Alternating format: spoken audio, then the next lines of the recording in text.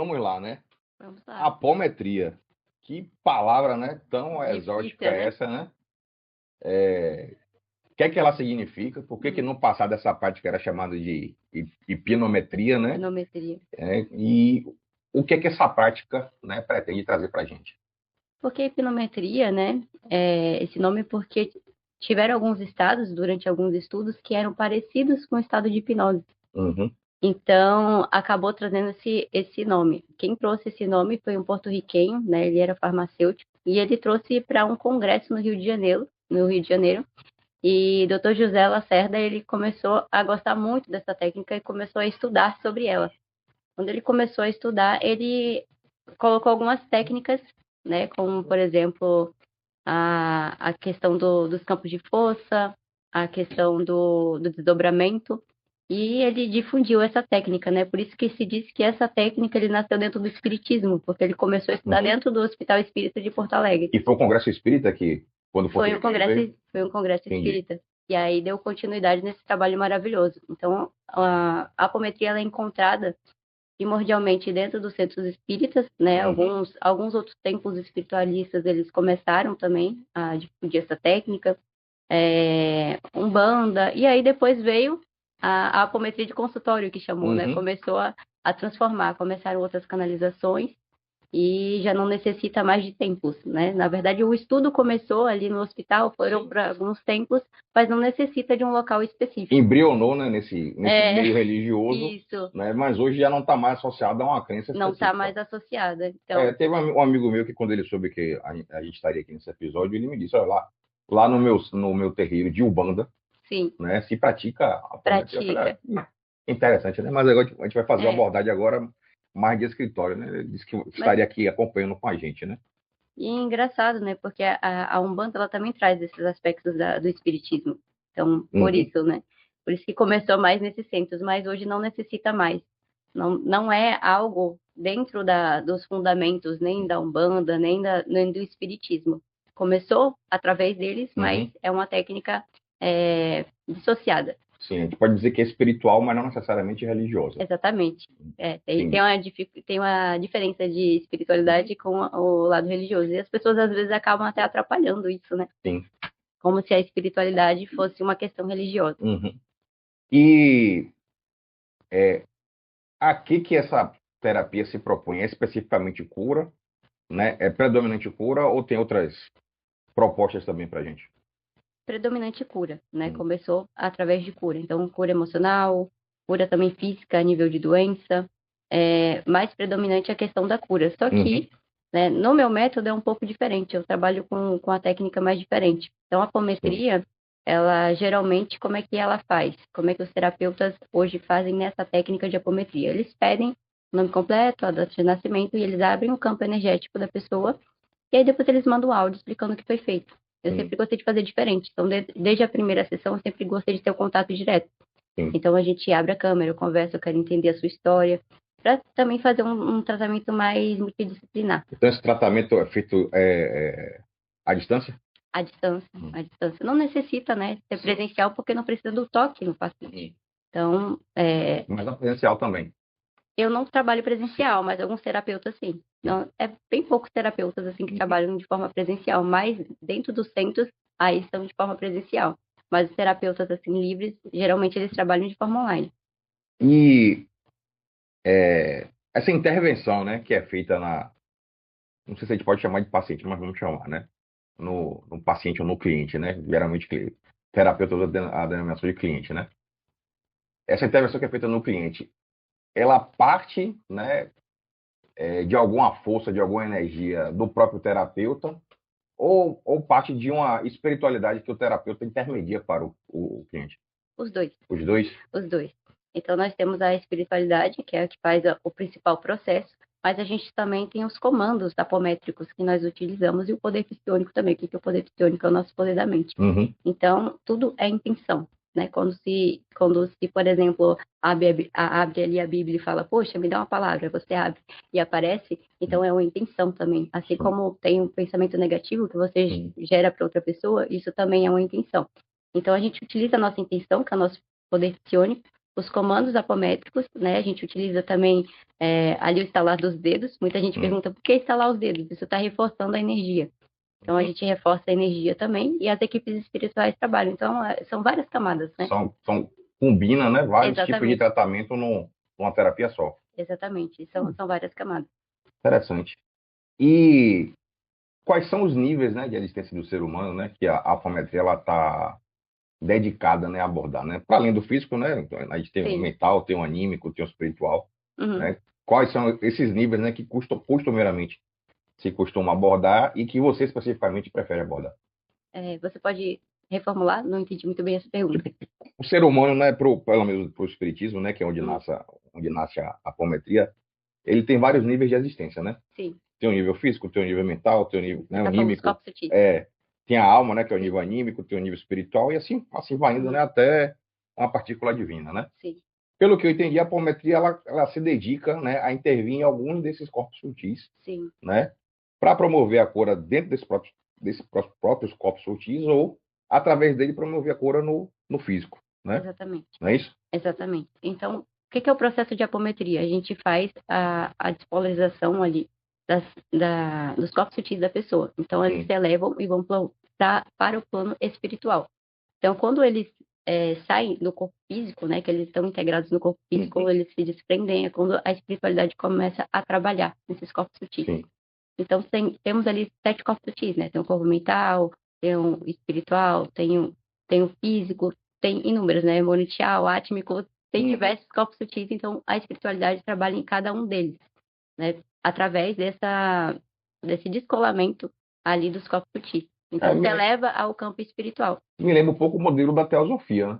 É parecido. Então, tem muita gente que pergunta, consegue fazer também no plano físico? Sim, consegue fazer no plano físico. Vai depender do nível. Por exemplo, a nível mental, a espiritualidade, os mentores espirituais começam a trabalhar assim no plano físico. Eles conseguem acessar a questão de ansiedade, tudo isso. Mas como é uma coisa assim transgeracional, a nível de DNA, então a pessoa tem que sim fazer o desdobramento, né, desses corpos sutis para acessar os planos superiores. Eu vi, né, durante alguma pesquisa que parece que tem dois métodos, né? Uma, parece que o terapeuta faz o paciente desdobrar, Uhum. né? E a partir disso a cura, né? É operada, o tratamento operado. E a gente vai entrar melhor nesse mecanismo nessa forma. E em outro eu já vi que é o terapeuta que desdobra, né? Sim. A fim de se comunicar com a espiritualidade, a fim de que essa espiritualidade, por sua vez, venha a intervir nesse paciente. Realmente existem esses dois Existe. métodos? Sim, na verdade, esses dois métodos são utilizados na apometria.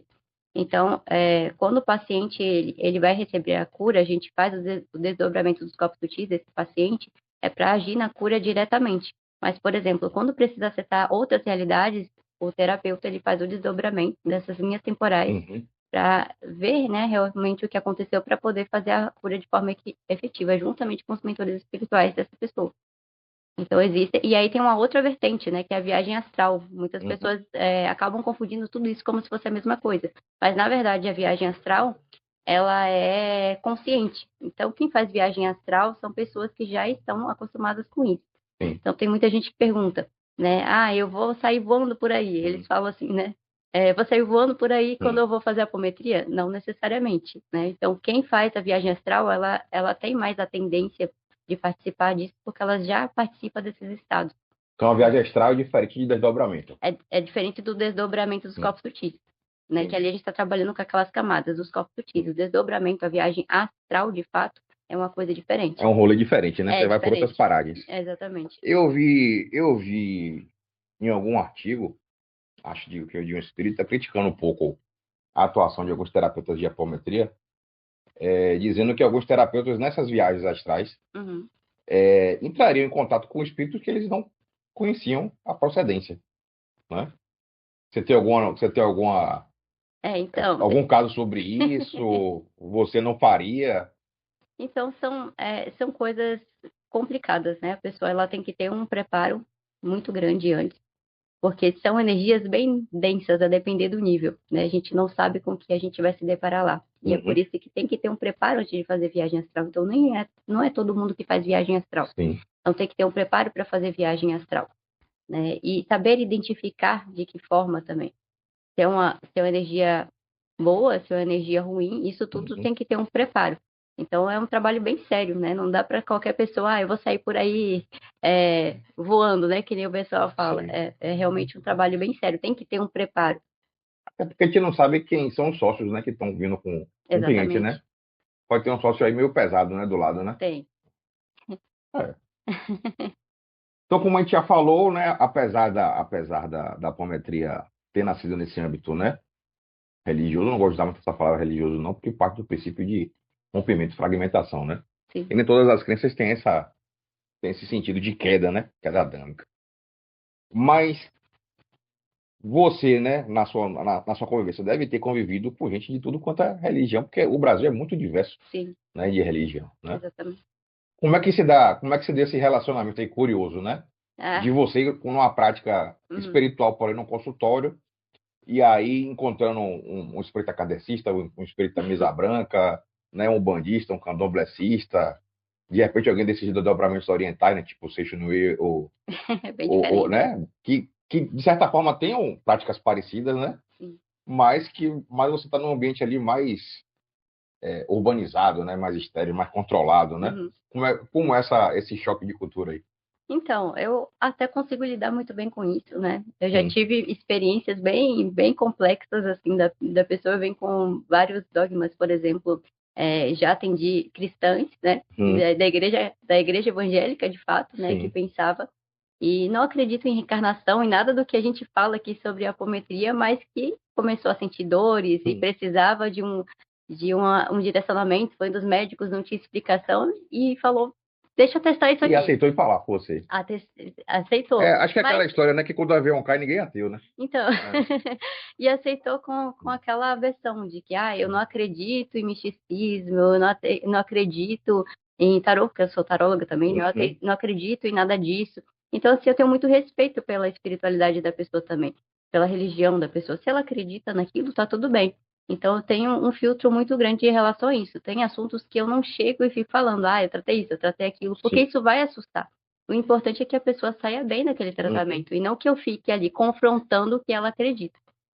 Você não acha que a descrença da pessoa nesse mecanismo não pode acabar atrapalhando o tratamento? Atrapalha, atrapalha. Se ela não, realmente ela não tiver fé, ela não tiver entregue, inclusive gera bloqueios energéticos, né? Uhum. Então gera ali os bloqueios energéticos e pode sim travar um pouco desse tratamento. Mas nesse caso, né, que a pessoa já vem, eu Sim. estou com uma dor, estou acreditando, é muito mais fácil. Então, já tive a experiência de vir uma pessoa e falar, eu tenho que pagar para o meu pai porque ele não está bem. Uhum. Eu falava, não, não é assim que funciona, está mexendo com a energia dele, eu preciso saber Sim. se de fato ele quer, né? Porque isso é muito complicado, mexer com a energia de uma pessoa sem Aí, ela estar pô, de sabendo. repente você pode até ele bloqueado pelo fato de ele não estar sabendo, né, o que está Exatamente, acontecendo. né? Isso não é ético, né? É. Ou até a espiritualidade chegar lá e dizer assim, pô, esse cara aqui não tá afim, por Sim, que que eu vou lá mexer, né? exatamente, É, você acaba entrando no dilema tanto ético quanto religioso aí, exatamente. né? E aí vamos lá, né? Muitos autores falam pra gente que o sono, né? Quando a gente entra nos estados alterados de consciência dentro do sono, traz pra gente também um tipo de desdobramento, né? Uhum, Natural, não vou chamar de viagem astral, mas talvez de mergulho sim, astral, né? Meio que natural e orgânico, sim, que é necessário, né? Para esses corpos sutis tenham algum tipo de nutrição durante, né? O sono, assim sim, como o próprio corpo físico também tem. exatamente. Uma pessoa que está recebendo um tratamento de apometria, Uhum. ela pode se valer do estado de sono dela também para ajudar nesse processo de cura? Pode, pode. Ela pode, inclusive, pedir para os mentores dela. Então, a Hum, pessoa tem que ter boas práticas, né? Inclusive, eu indico isso durante as sessões. Isso é uma prioridade, que a pessoa cuide da energia, que ela vigie os pensamentos, porque tudo isso ajuda no tratamento, né? Então, a gente vai lá, trata uma coisa e a pessoa, às vezes, desvia, né? De hum, repente, tem vários vícios ou está sempre em um ambiente que não é bom, acaba que vai embarreirando, né? A gente trata uma coisa, vem de novo uma sujeira, vamos dizer, sim. entre aspas. Então, eu sempre me preocupo com isso e passo materiais também para reprogramar a mente, né? Para Hum. vigiar os pensamentos. Passo reprogramações mentais, falo para blindar o campo energético, mando esses materiais justamente para ter essa proteção. Então, É muito importante que a pessoa, né, que esteja no tratamento de apometria, ou não, mesmo que não esteja no tratamento de Uhum. apometria, e se preocupe com essa questão da viagem astral, do desdobramento da noite, Sim. tenha bons hábitos, né, principalmente perto da hora de dormir, Que hábitos você recomendaria, né? Para a gente ter um bom sono e, hábitos respectivamente, uma Uhum, boa viagem astral durante o sim. sono. Principalmente a higiene do sono, né, Hum. que é poder fazer ficar mais escuro antes de dormir, tirar os aparelhos Não de ficar dentro do agarrado no celular, quarto, né? exatamente, até porque é por questões ali hormonais. E ter boas práticas também, começar a falar com seus mentores espirituais, tentar ser menos viciado, né? Tem pessoas que Sim. têm inúmeros vícios, começar a cuidar da espiritualidade de fato, porque as pessoas, elas, às vezes, elas se confundem religião com espiritualidade. E tudo Uhum. é espiritualidade.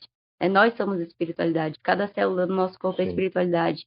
As árvores, o ar, tudo isso é espiritualidade. Então, se a gente cuida do nosso corpo, que é o nosso templo, se a gente cuida da nossa alimentação, se a gente cuida do nosso mental, a gente também está vivendo espiritualidade.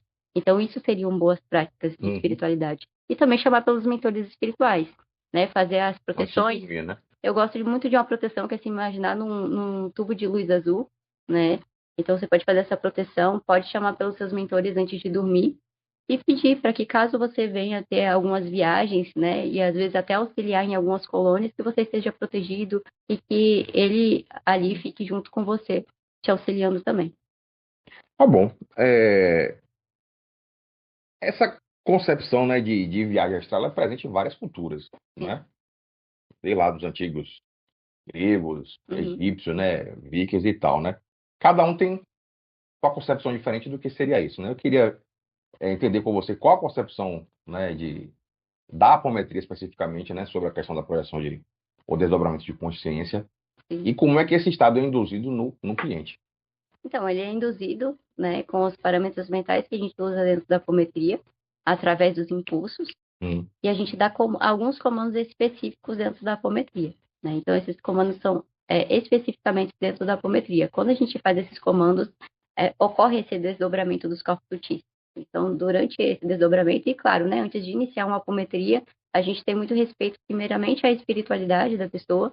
Então, a gente faz em respeito à espiritualidade, aos mentores, aos guardiões que estão ali com eles, faz o ancoramento, que é chamar as equipes espirituais que vão atuar naquele caso, faz todo o campo de proteção, e aí sim a gente começa, então, a fazer, né, esses comandos mentais, Uhum. tudo isso que vai fazer a abertura do campo energético. Então, seria parecido com induzir um paciente a um estado de transe hipnótico? Digamos que sim e não, né, Hum. metade, metade, porque ele não fica, de fato, em estado de transe. Sim. Né? A gente acessa isso energeticamente, mas a pessoa ela pode estar, inclusive, trabalhando. Então, vamos por assim, no estado modificado de consciência, né? Isso, ela fica no estado Porque modificado de quando a gente fala consciência. estado alterado de consciência, o pessoal vai pensar que é cachaça, né? Não tem nada a ver com a história, né? Não, mas até na meditação, Hum. né, a gente consciente acaba que nós acabamos nos tornando mais presentes naquele momento, né? Que é quando sai todo o ruído externo. Então, não necessariamente isso também seria um estado de hipnose, Uhum. né? O estado de hipnose é um pouco mais profundo. Sim. Então, não tem relação com isso. Às vezes a pessoa está até trabalhando e pode estar recebendo tratamento de apometria, né? Eu não trabalho dessa forma, mas pode Sim. sim, não tem problema nenhum. É que eu gosto de ter esse contato, eu gosto de entender, né, e conversar. E você já passou por casos de nenhum desdobramento mais profundo do paciente, né? Dele ter vislumbre da espiritualidade e depois relatar Sim, isso para você. sim, E esse muitas vislumbre vezes. ter contribuído de alguma forma, ter dado algum insight para ele, né? Se Uhum, resolver alguma questão que esteja afetando a saúde dele. com certeza. Pode contar algum para a gente aí? Vamos contar. Então, eu tive uma paciente, né, que ela. Eu falo paciente porque eu também uso a psicanálise, eu sou psicanalista, né? Sim. Então, eu uso também a psicanálise. Sim, É a porque gente você falou no início, eu falo de é, cliente, tanto faz, já né? entrevistamos algumas Aham. terapeutas aqui, né? Aí a maioria falou pra gente, olha, é cliente, porque só quem pode ter paciente é médico, né? Eu acredito Mas é que porque eu acho que isso é tanto faz. um pouco muito de semântica, né? Também Hum. acho, também acho. Enfim, então, eu tive uma paciente, né, que ela tinha alguns traumas em relação à mãe dela, né, e vinham a nível transgeracional. A avó dela teve muita dificuldade no parto, a mãe dela teve muita dificuldade no parto, Tanto é que o parto dela foi praticamente, ela foi arrancada da barriga e ela teve muitos problemas em relação à gravidez dela também, e aos partos dela. Ela acabou tendo até, inclusive, uma perda. E ela conseguiu voltar nesses momentos, né? Ela foi no momento de quando a mãe dela estava grávida, depois ela foi no momento de que ela estava na barriga da mãe, e ela fez o movimento inconsciente também como se ela tivesse nascido. E depois, no final, ela fez o movimento também de dar à luz aquela criança que ela tinha perdido. Então, você percebe, o que é engraçado, que tem os movimentos inconscientes também. Porque ela precisava experienciar esse momento para ter certeza que ela deixou essa alma Sim. prendida dela. Então, tem tanto essa questão dela ter voltado naquela linha temporal, né, da mãe dela, da avó dela, como ela também precisou experienciar esse momento pelo consciente. Depois, tempos depois, ela ficou mais tranquila, né? Ela tinha realmente, assim, aquela depressão pós-parto, sabe? Ela não Sim. conseguia amar o filho dela. Ela olhava o filho dela, ela não conseguia amar. Então, com o tempo, isso foi melhorando, né? Cerca de semanas, assim, ela já estava Então, completamente a gente tem curada. uns elementos até de terapia de regressão aí, né? Sim, Eu vi lá no seu Instagram, né? E quem estiver nos assistindo, né? Acesse o Instagram dela, que a sua vertente de apometria seria uma apometria constelar, né? foi Constelar, né? a apometria estelar. É estelar, estelar? Isso. Pronto, é estelar. Qual a diferença da apometria estelar para a ortodoxa, vamos pôr assim? Pronto, essa apometria tradicional é Ah, aquela, né, que nasceu no espiritismo certo. e que foi melhorando com o tempo. Essa apometria, ela trata mais as questões aqui, terrenas, né? E aí, essa apometria mais terrena seria o quê? Os sentimentos, questões de obsessões, coisas mais tranquilas de serem resolvidas. Em alguns casos desses, não necessita o desdobramento dos tópicos psíquicos. Já na apometria estelar, a gente acessa a níveis mais superiores. Então, tem seres estelares, né? Tem muita gente que não acredita, mas tem seres Sim. estelares e repara a nível de DNA. É um tratamento muito mais profundo. DNA, linhas temporais, né? Então, consegue resolver bastante coisa em relação a isso.